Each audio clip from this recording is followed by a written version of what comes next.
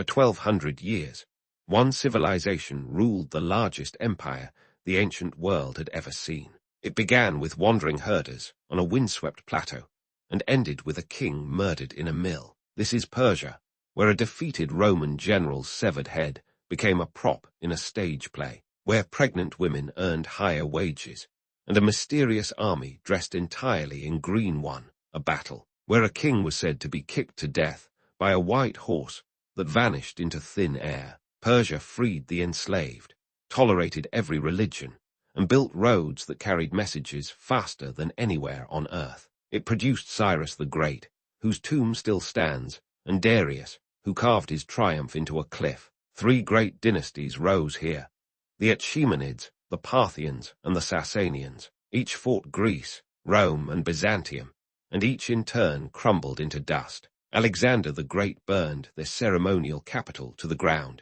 in a single drunken night, and yet its fall accidentally preserved thousands of clay tablets that reveal how Persians truly lived. To understand how it all ended, we have to go back 3,000 years to the beginning. This is the entire history of ancient Persia. Around 1,000 years before Christ, tribes of nomads drifted down onto the Iranian plateau. They came from the north, speaking an Indo-European tongue, herding sheep, goats, and horses. 2 related peoples emerged from these wanderers, the Medes and the Persians. The plateau they entered was harsh: rugged mountains, salt deserts, and thin ribbons of green. But they were not the first here.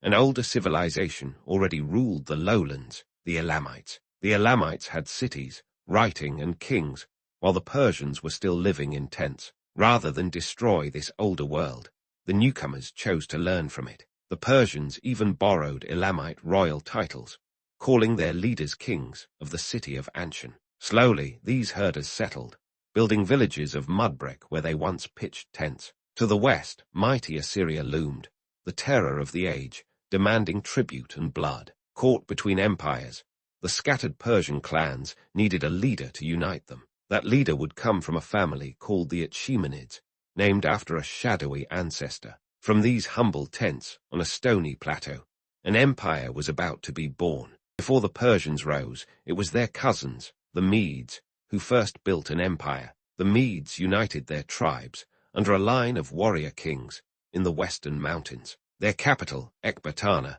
was said to be ringed by 7 colored walls, the innermost of gold. In 612 before Christ, the Medes helped shatter mighty Assyria itself. With Assyria gone, the Medes seized a vast realm across the plateau and beyond. The Persians, in their southern homeland of Fars, became subjects of the Median king. A Persian prince named Cambyses married a Median princess, daughter of the great king Astyages. From that union, legend says, a boy was born who would change the world, Cyrus. The old king Astyages, warned by a dream, feared the child would one day overthrow him. He ordered the infant killed, but the servant given the task could not do it. The boy was secretly raised by a herdsman, growing strong far from the royal court. When the truth came out, Astyages was enraged, but he let the boy live. That decision would cost him his crown, his capital, and his entire empire. By 550 before Christ, Cyrus had grown into a bold and cunning ruler of the Persians. He rallied the Persian tribes and rose in open rebellion against his grandfather, the Median king. The 2 armies met, and in a stunning twist, the Median soldiers deserted to Cyrus. They handed their own king, Astyages, to the rebel prince in chains. Cyrus captured Ecbatana, the 7-walled capital, and the Median Empire was his. In that moment, the Achaemenid Empire was born, and the world had not seen its like. But Cyrus did not stop. He turned his eyes westward to the fabulously rich kingdom of Lydia. Its king, Croesus, was the wealthiest man alive, his very name a byword for gold. Croesus attacked, trusting an oracle that promised he would destroy a great empire. He did destroy a great empire, his own. Cyrus routed the Lydian cavalry by placing smelly camels before his lines to spook their horses. Sardes fell, Croesus was captured, and half the known world now bowed to Persia. Only one great prize remained in the west, the ancient, golden city of Babylon. In 539 before Christ, Cyrus marched on Babylon, the greatest city on earth. Its walls were so thick that chariots could race along their tops. But inside, the Babylonian king Nabonidus had angered his own priests and people. Cyrus took the mighty city with almost no fighting, welcomed as a liberator. He claimed the god Marduk himself had chosen him to rule Babylon justly. Rather than plunder, Cyrus proclaimed tolerance, respecting local gods and customs. His famous cylinder, which some call the first charter of human rights, announced his mercy. Among the captives held in Babylon were the exiled people of Judah. They had been dragged from Jerusalem decades before, their temple torn down. Cyrus set them free and told them to return home and rebuild their temple. For this, the Hebrew scriptures hailed him as an anointed one of God. Cyrus now ruled from the Aegean Sea to the very edge of India. He was, without rival, the most powerful man the world had ever known. Cyrus ruled not by terror, but by respecting the many peoples he had conquered. He let them keep their languages, gods, and laws, so long as they paid tribute and kept the peace. He built a new royal city at Pasargadae, with palaces set inside walled gardens. These gardens, called paradises, gave us our very word for paradise itself. But even the greatest king was mortal.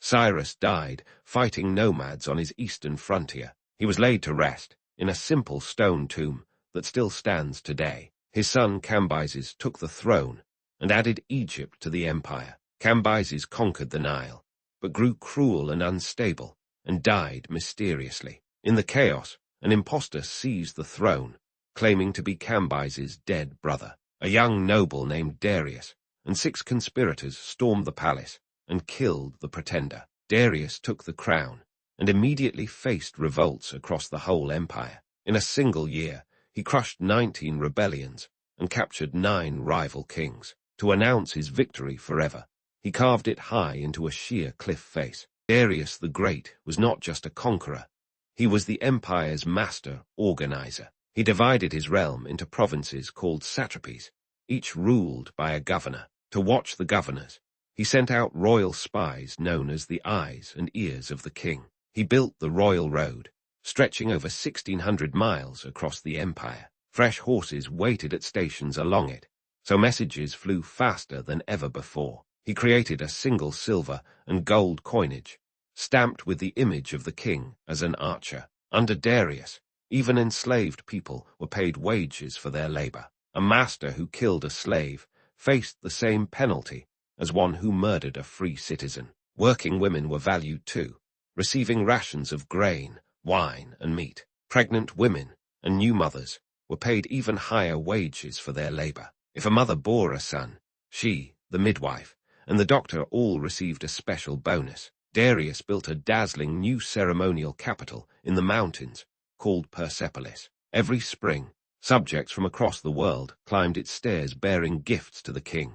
Darius ruled the mightiest empire on earth, but on its western edge lay troublesome Greeks. Greek cities in Asia Minor rebelled, and distant Athens sent ships to help them. The revolt was crushed, but Darius never forgot the insult from Athens. In 490 before Christ, he sent a fleet across the sea to punish them. The Persians landed on a coastal plain north of Athens, called Marathon. There a smaller Athenian army faced them, heavily armored and grimly determined. The Greeks did the unthinkable. They charged the Persian line at a dead run. The heavy Greek infantry smashed straight through the lighter Persian troops. The Persians broke and fled to their ships, thousands lying dead on the sand. A runner was said to race the whole way to Athens to bring the news of victory. It was a humiliating shock. The great king had been beaten by a single city. Darius swore to return with an army so vast it would crush all of Greece. But he died before he could, leaving his revenge to his son, Xerxes.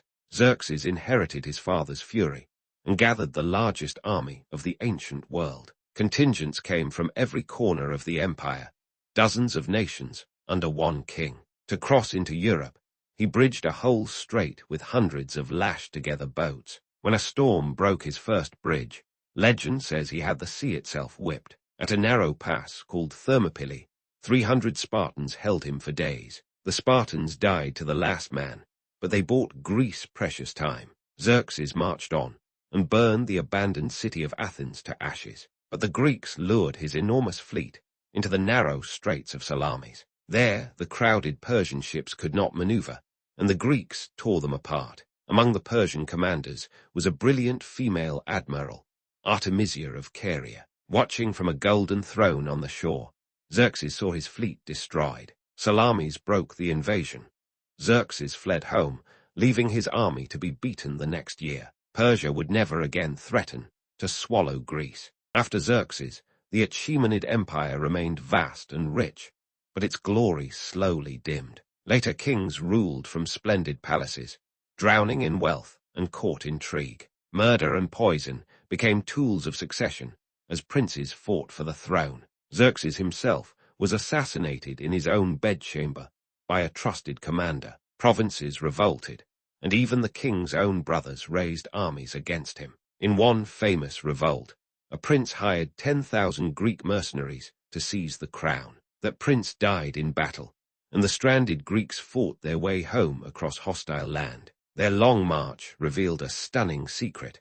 The Persian heartland could be reached and beaten. Still, the empire endured, held together by its roads, its coin, and its governors. But the throne passed at last to a weak and fearful king named Darius III. Far to the west, a new power was rising in the mountains of Macedon. Its young king was ambitious, brilliant, and utterly without fear. His name was Alexander, and he was coming for Persia. In 334 before Christ, Alexander crossed into the Persian Empire. He beat the Persians at river after river, driving ever deeper into their lands. King Darius III faced him in person, and twice fled the battlefield in terror. The empires clashed for the last time on the plain of Gorgamla in 331. Darius fielded scythed chariots and wore elephants, hoping to shatter the Macedonians. But Alexander punched a gap in the Persian center and charged straight at the king. Once again Darius fled,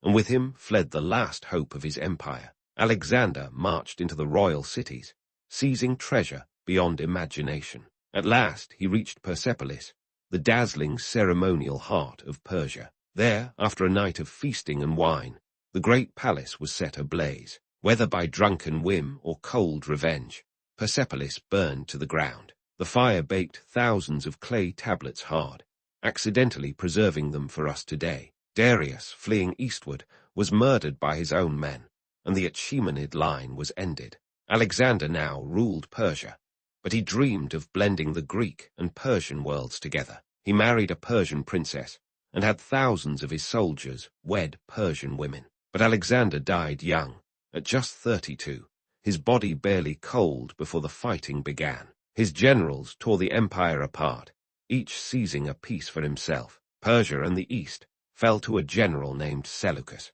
The Seleucid kings ruled from new Greek-style cities scattered across the old empire. Greek became the language of rulers, and Greek gods stood beside Persian ones. But the Seleucid realm was vast, unwieldy, and forever at war. It stretched too thin, from the Mediterranean coast to the borders of India. Rebellions and rival kingdoms chipped away at its distant edges. In the northeast, a tribe of hardy horsemen watched the weakening Greeks. These were the Parni, superb riders from the steppe beyond the empire. Under a chief named Arsaces, they were about to carve out a kingdom of their own. Around 247 before Christ, Arsaces led his people in revolt. The Parni seized the region called Parthia and made it their own kingdom. From this base, the Arsacid dynasty would rule for over 4.5 centuries. The Parthians were masters of horseback warfare, unlike any foe the West had faced. Their armored knights, the cataphracts, charged like iron battering rams. Their horse archers could shoot backwards at full gallop, the famous Parthian shot. Slowly they pushed the Greeks out and swallowed the old Persian heartland. They took the great trade cities and grew rich on the roads to China and India. The western half of the Silk Road now ran through Parthian hands. Their empire was loose, a patchwork of vassal kings under one great king of kings. They revived Persian pride, styling themselves the heirs of the ancient kings. But to the west, A terrifying new power was expanding toward them, Rome. The two greatest empires of the age were now set on a collision course. In 53 before Christ, the Roman general Crassus invaded Parthia seeking glory and gold. Crassus was the richest man in Rome, but he craved military fame above all. He led 40,000 legionaries into the open deserts of Mesopotamia. There, a much smaller Parthian force met him near a town called Carrhae. The Parthian horse archers circled the Romans, raining arrows without ever closing in. The Romans locked their shields, but the arrows simply never stopped coming. They hoped the enemy would run dry, but camels brought endless fresh supplies of arrows. The armored cataphracts then charged, skewering the exhausted, thirsty legions. It was a catastrophe. 20,000 Romans died, and 10,000 more were captured. Crassus himself was killed, as a truce parley turned into a bloody ambush. The Parthians were said to pour molten gold down his throat, to mock his endless greed. His severed head was carried to the Parthian court during a royal wedding feast. There, in a performance of a Greek tragedy, an actor used it as a stage prop. For centuries, the Parthians and Romans fought along the Euphrates, neither able to win. But endless war and civil strife slowly hollowed out the Parthian kings. In the southern province of Pars, an ambitious local ruler began to rise. His name was Ardashir, from the family of the Sasanians, priests and princes of Persia. Ardashir conquered his neighbors one by one, defying the Parthian king of kings. In 224, he met the last Parthian king in open battle. Ardashir defeated and killed King Artabanus, ending the Arsacid dynasty forever. He crowned himself king of kings, reviving the ancient title of Cyrus and Darius. This new Sasanian empire saw itself as the true heir of ancient Persia. It made the fire-worshipping faith of Zoroaster the official state religion. Great fire temples rose across the land, their sacred flames never allowed to die. The Sasanians built domed palaces with soaring arches, unmatched anywhere in the world. For 4 centuries they would be Rome's, and then Byzantium's, great eastern rival. The Sasanian Empire reached its height under a king called Khosrow I. He was known as Anushirvan, the Just, remembered as a model of wise kingship. He reformed the taxes, easing the burden on farmers and filling the treasury fairly. He reorganized the army, creating a professional force loyal to the crown. He welcomed scholars, philosophers, and physicians from across the known world. When Greek philosophers were expelled from the West, Khosrow gave them refuge. He founded a great academy where medicine, astronomy, and philosophy flourished. Scholars there translated works from Greek, Indian, and Syriac into Persian. In one war against the Turks, legend tells of a mysterious army come to his aid. 2,000 warriors, and all of their horses were clad entirely in green.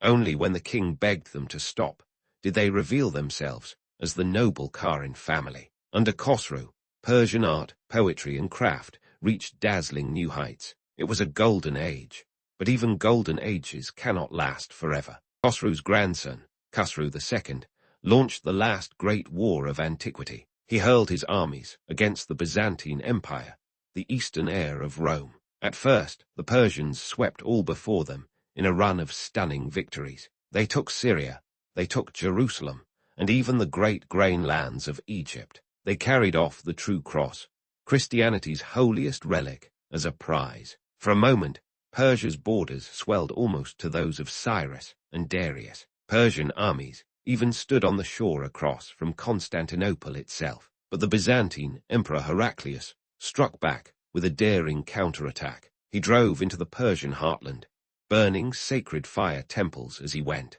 The decades of war had drained both empires utterly of men and of gold. As defeat loomed, Khosrow's own Parthian generals turned against him in fury. The great king was seized, thrown into a dungeon, and put to death. Persia had won its greatest war, then lost everything trying to hold it. With Khosrow dead, the Sasanian throne descended into utter chaos. In just 4 years, a dozen kings and queens rose and fell in rapid succession. 2 queens ruled in these desperate years, among the first women to hold the crown. One usurper was so gripped by illness that he fouled himself before the very throne.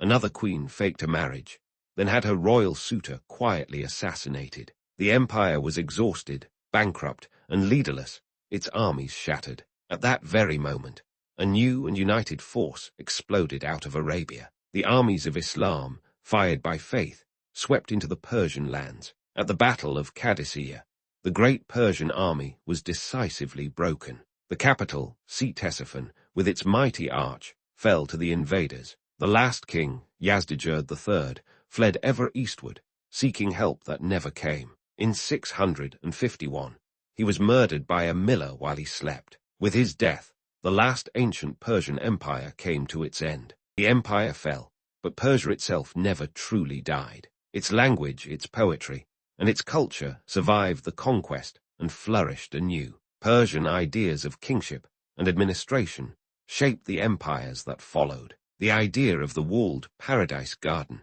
spread across the whole world, and from it we still take our very word for paradise. The royal road inspired postal systems that echoed on for 2,000 years. Cyrus's respect for other faiths remains a landmark in human history. The freeing of the exiles is remembered in scripture to this very day. Persepolis still stands in ruins, its carved kings and tribute-bearers frozen in stone. The tomb of Cyrus still rises on its lonely plain, weathered but unbroken. From nomads in tents to kings of kings, Persia ruled for over 1,000 years. It shaped the ancient world as deeply as Greece or Rome ever did, and its story still whispers from the stones of Iran today.